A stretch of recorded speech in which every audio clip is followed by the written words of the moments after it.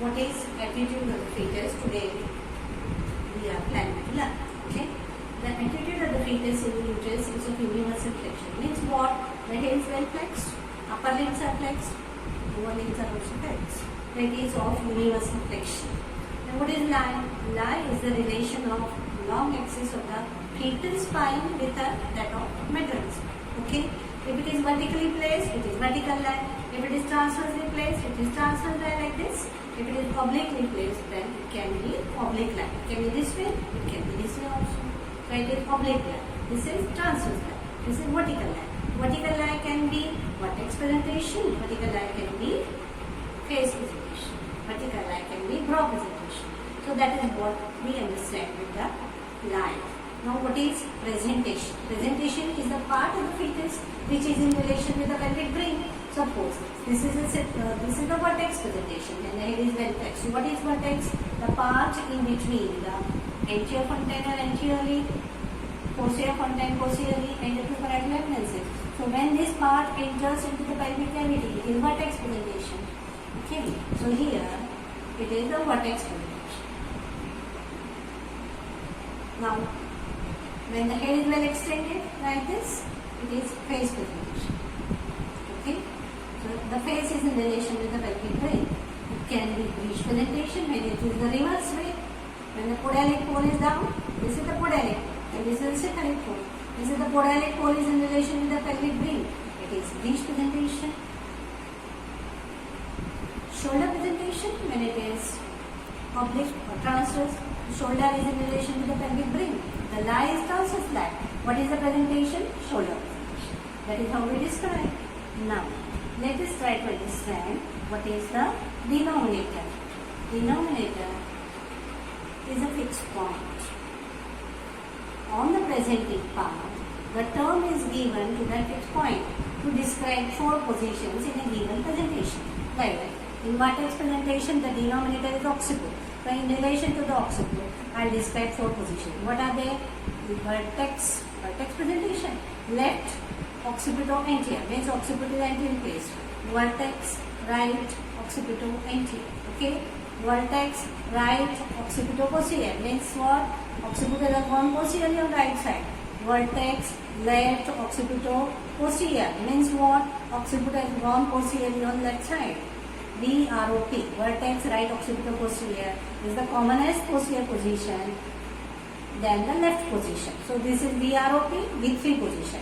This is VLOP, V4 position. So V1 is VLOA, VROA, V2, VROP, V3 and VLOP is V4 position.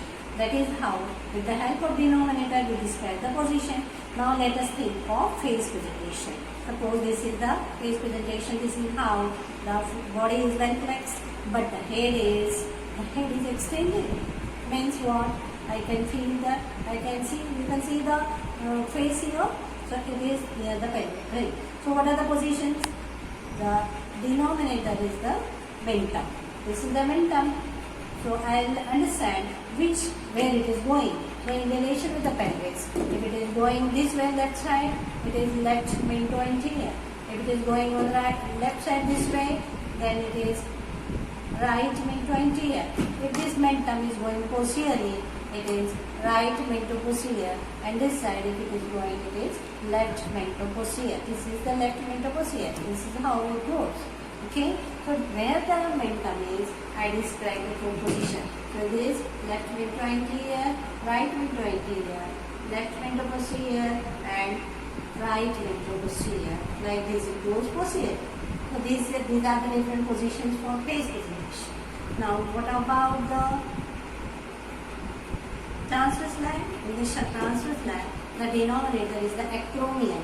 So the head is on that side. The dorsum is also described as the denominator. So the dorsum is anterior. So it will be left dorsum anterior, left dorsum posterior. Two more are there, left dorsum superior, left dorsum inferior. Now suppose I talk of right side head is, it will be right dorsum anterior, right dorsum posterior. Two additional, right dorsum superior, right torso inferior. So along with the dorsum or the back or the acromion, I describe different positions in transverse line. Now what about breech presentation we have described? No. So in breech presentation, sacrum is the denominator. Left sacroanterior, right sacroanterior, then right sacroposterior and left sacroposterior. So this is the back, this is the sacrum. So wherever it is going, like this way, turn it, keep it in the midline and go on turning. Don't stay this way, don't go show it this way. Okay? Put the dummy in the center part and then move it, rotate. Fine. So that there are 4 different positions in breech presentation. Now what is the leading part? Leading part is the fixed point on the presenting part. The term is given to describe 4 different positions. So what is the leading part in vertex? Leading part in vertex is the occiput. In relation to the occiput, I will describe 4 different positions. So what I will say, in relation to the occiput, I describe the labor. Leading part is the part which first touches the pelvic floor. Okay? The denominator is the part with its relation I describe the 4 positions. But somehow in vertex presentation, leading part and denominator are same. So here in vertex presentation, the leading part is occiput. So if occiput goes towards the midline, I say there is internal rotation of occiput. If from midline it goes away, then it is external rotation of the leading part. So what is the leading part in vertex presentation? It is the occiput. It is same. Denominator is also occiput and leading part is also occiput in vertex. Now what about the face presentation? In face presentation, the denominator is mentum we have described. Now once it enters in the pelvic cavity, the leading part is also, when it touches the pelvic floor, the leading part is also the mentum. So here is the mentum, can you see? It is touching the pelvic floor. It touches the pelvic floor and moves towards the midline. So from this oblique diameter, when it moves towards the midline, it is internal rotation. From here, when the chin moves away from midline, away to the midline, away from the midline, it is external rotation of the mentum. With the help of leading part, we describe the different steps in the mechanism of labor. Now what about breech? Yes, there is some difference in breech presentation. In breech, the denominator and the leading part, they are different. What was the denominator we had? The denominator was the sacrum. Means, in relation to the sacrum, I describe the 4 positions in breech. What are they? Left sacrointerior, right sacrointerior, this is how it goes. Then right sacroposterior and left sacroposterior. So what is the denominator here? Sacrum. Now, what is the leading part? Leading part is the part which first touches the pelvic floor. It is different. It is the anterior head. Means what? After engagement or entry of the head of the breech into the pelvic cavity, it enters into up to the greatest pelvic dimension, least pelvic dimension, then it enters on the pelvic floor. There, the leading part is the anterior head. This is the anterior head. This is the posterior head in relation to the pelvic cavity. Okay, I'll repeat again. See, this is the anterior head. This is the posterior head.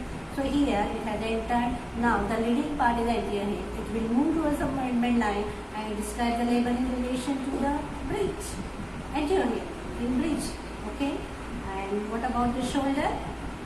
Presentation, that shoulder gets impacted and we describe labor, but delivery doesn't occur in shoulder.